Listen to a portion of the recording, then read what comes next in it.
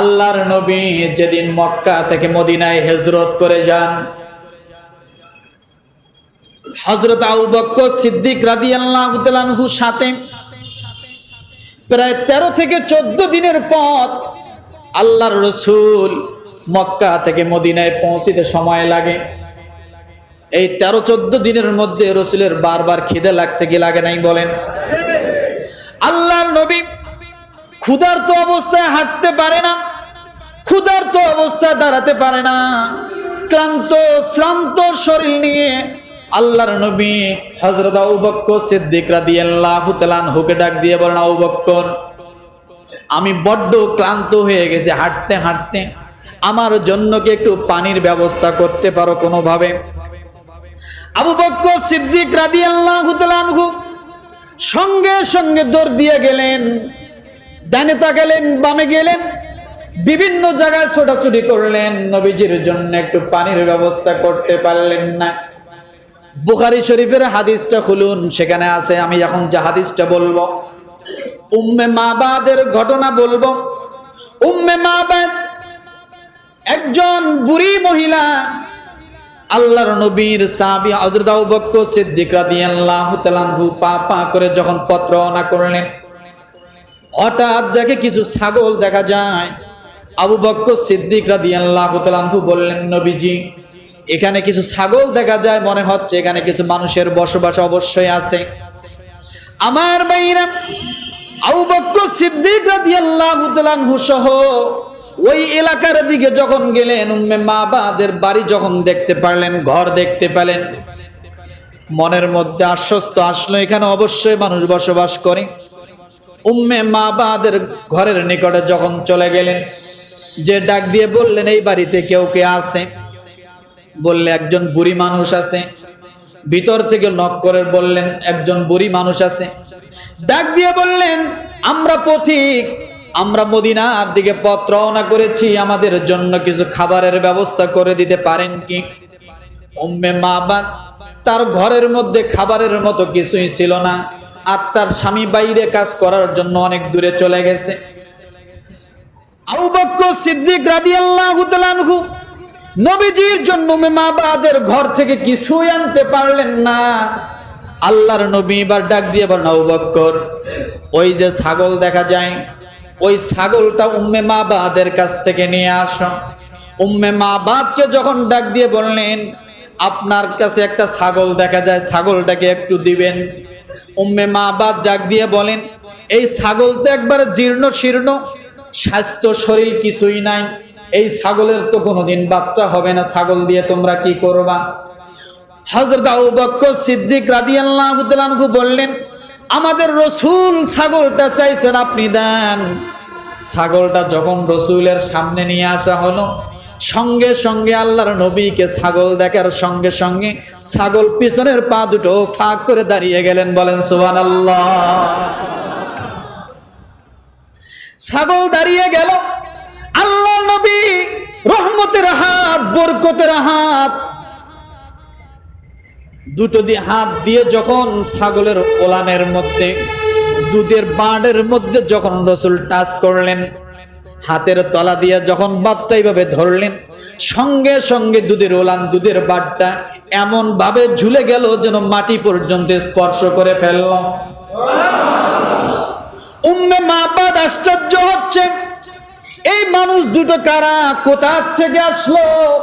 এই ছাগলের কোনোদিন বাচ্চা দেয় নাই, ছাগলের বাচ্চা হয় নাই, কিন্তু ছাগল মানুষটার সামনে যাবার সঙ্গে সঙ্গে পিছনের পা দুটো ফাঁক হয়ে গেল, ওলানে হাত দেওয়ার সঙ্গে সঙ্গে দুধের বাট বড় হয়ে গেল। উম্মে মাবাদকে ডাক দিয়ে বলতেছেন, উম্মে মাবাদ, একটা গামলা নিয়ে আসো। গামলা যখন নিয়ে আসা হলো, আল্লাহর নবী দুধের বাড়ের নিচে যখন গামলা ধরলেন, রাসূল বিসমিল্লাহ বলে যখন বাড় থেকে দুধ নামানো শুরু করলেন, বাড় থেকে যতই দুধ নামায় বাড় তত আস্তে আস্তে বড় হয়ে যায়। উম্মে মাবাদ আশ্চর্য হয়ে গেল। আল্লাহর নবী সেখান থেকে দুধ খাইলেন, হযরত আবু বকর সিদ্দিক রাদিয়াল্লাহু তাআলা আনহুকে দুধ দিলেন। এবার উম্মে মাবাদের জন্য দুধ দিলেন। উম্মে মাবাদ যখন দুধ খাইলেন, খাওয়ার পরে আরো কিছু দুধ রয়ে গেল। দুধগুলো রাখলেন, তার মুরব্বী স্বামী আছে, কাজের বাইরে চলে গেছে, আসবে তারপরে খাবে। কিন্তু উম্মে মাবাদের আশ্চর্য মনে হয়ে গেল, এটা এমন মানুষ কোনোদিন দেখি নাই, এত সুন্দর মানুষ কোনোদিন দেখি নাই, এই মানুষ কোথা থেকে আসলো? আমার ভাইরা, আল্লাহর নবী কোনো কথা না বলে চলে গেলেন। এদিকে তার স্বামী যখন বাড়িতে আসলো, আসার পরে ঘরের মধ্যে যখন দুধ দেখতে পেল, দেখার পরে ডাক দিয়ে বলল, মেমাবাদ, তুমি দুধ কোথায় পাইলা? এত সুন্দর দুধ তুমি কোথা থেকে ব্যবস্থা করেছো? আল্লাহর বান্দি ডাক দিয়ে বলেন, আজকে দুজন পথিক আমাদের বাড়িতে এসেছিল। স্বামী গো, আমি বলছি এমন সুন্দর চেহারাওয়ালা মানুষ আমার জীবনে আমি কোনোদিন দেখি না। শরীরের রং বললেন লালচা লালচা রং, অনেক সুন্দর চেহারাওয়ালা মানুষ।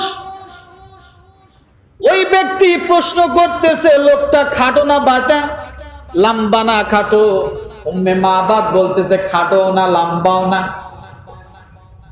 যখন বর্ণনাগুলো উম্মে মাবাদ দিয়ে দিলেন তার স্বামীর কাছে, স্বামী এবার ডাক দিয়ে বলেন, উম্মে মাবাদ রে, শুনে রাখো, তোমার ঘরে যেমন তেমন ব্যক্তি আসে নাই, তোমার কথায় যা বুঝলাম, আমি তাওরাতের কিতাবের মধ্যে যে ব্যক্তির বর্ণনা শুনেছিলাম, ওই ব্যক্তি অবশ্যই তোমার ঘরে এসেছিল। সুবহানাল্লাহ। আপনার আস্থা বিশ্বাস আল্লাহর উপর যেমন হবে, আল্লাহর আচার ব্যবহার আপনার প্রতি। একজন বিশাল বড় ডাক্তার, কিন্তু ডাক্তার দেখে আপনার পছন্দ হলো না, মনে রাখেন ওই ডাক্তারের ওষুধে আপনার কাজও হবে না। বিশ্বাস হয়? বিশ্বাস হয় এই কথাটা? আর যদি ফুটপাতের কবিরাজ যে গাছের মোতা বেচে, তাবিজ বেচে, এর প্রতি যদি আপনার আস্থা থাকে, ওই একটা গাছের মোতায় আপনার জন্য রোগ সারা যথেষ্ট হতে পারে। বোঝা গেল মানুষের আস্থাটা অনেক সময় মানুষের রোগ শেফার কারণ হয়ে যায়। কথা ঠিক না? আপনার সকল সমস্যা সমাধানের জন্য একমাত্র যদি আপনি আল্লাহর উপর আস্থা রাখতে পারেন, ওমাইয়াতাওয়াক্কাল আলাল্লাহ, আল্লাহই আপনার জন্য যথেষ্ট হবেই ইনশাআল্লাহ। তাহলে আমরা আস্থা রাখবো কার উপর? তাওয়াক্কুল করব কার উপর? আল্লাহর উপর আমরা তাওয়াক্কুল করব, এদিক সেদিক যাব না। এটাই হলো রসুলের শিক্ষা।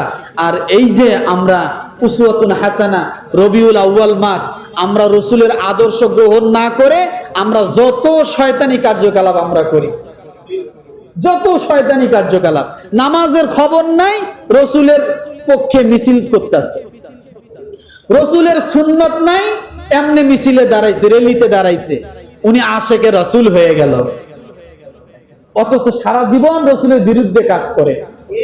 আছে না এরকম? রসুলের বিরুদ্ধে কাজ করে কিন্তু রেলির সময় কি দাঁড়াইছে। এটা কি আসলে বাস্তবতা? নো। আপনি রসুলের একটা সুন্নতকে যদি জিন্দা করেন, 100 গলা কাটা শহীদের সওয়াব আল্লাহ আপনাকে আমল নামায় দিবে। আপনি এটা বাদ দিয়ে কোনটা করেন? আল্লাহ তাআলা আমাদের সকলকে সহি দ্বীন বুঝার জন্য তৌফিক দান করুক।